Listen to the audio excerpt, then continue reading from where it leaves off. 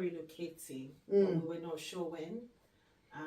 My husband got admission and, stuff happened. And in my mind, he'll go and then I'll meet up with him. And he just was adamant that no. And then whilst we were dilly-dallying, my husband just, on a Wednesday, we got home from church and he said, babe, we're traveling on Sunday. For real? I kid you not. We're traveling on Sunday.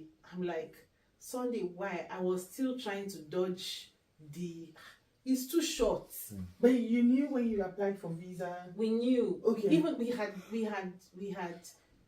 had gotten the visa, but I thought we could still delay some time, But he just, on a Wednesday, like, we're traveling on Sunday. And I think what tickets? We did not buy tickets, so we have a friend that helps us get our tickets. So I was busy. He was asking me for a number. I said, I don't have a number. I have to search for it so that I could delay a bit.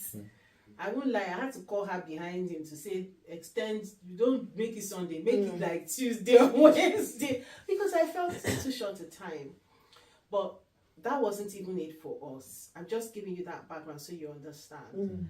When we got to school, he had paid majority of the money, but it was just about 3,000 left. And that's 3,000 pounds left. And we had worked and we had done it, we had projected, and we would actually get that money with our projection. But the school was now nagging. And once they start nagging that way, it's kind of disorientates you, throws one off balance, So we were stuck. And I remember that day we argued. And he went into the living room, I went into the bedroom, and I was praying. I just remember I was praying in the bedroom, and I was like, God, open my eyes. And God said, call this person, call that person. And whilst he was worried about where we're going to get the money from, because if it was at the end of our projection, we knew we were going to pay, but we needed that money now. And so, whilst I was praying, God just told me to call one person. I delayed, but he said call. So I placed the call to that person.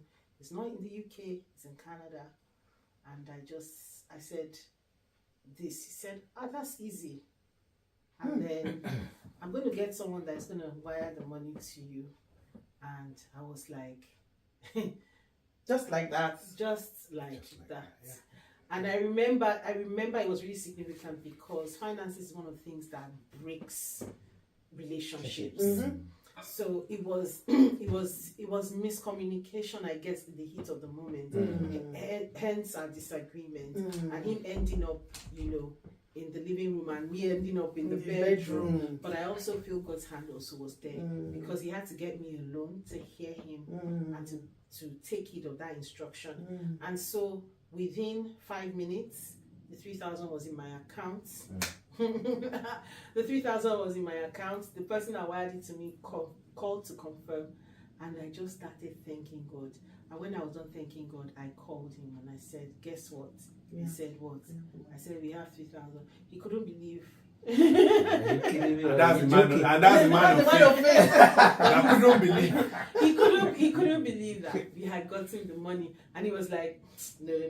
So I opened my account and I was like, you feeling cool about it. Yes.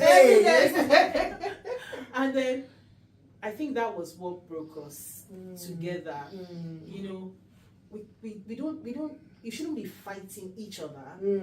We should be fighting together. I like that. And I think that was one thing that helped us. And it was like, you've passed this stage, on to the next stage. So that's one thing that's a major challenge. Oh yeah.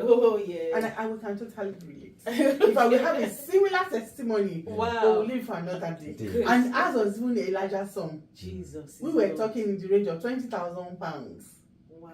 And just like you said, within minutes, Yeah. I had over 80% of the amount. When God says, call this person, and call the person, and within minutes you have it in your account.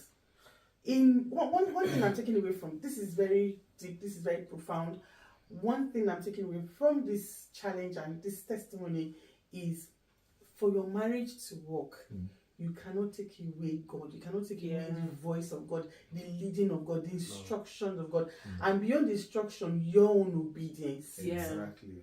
Yeah, I think what I would say is I love the phrase that she used. I'm deliberately looking straight into the camera so that whoever is listening to this to hear this very well. Don't fight each other. Fight together.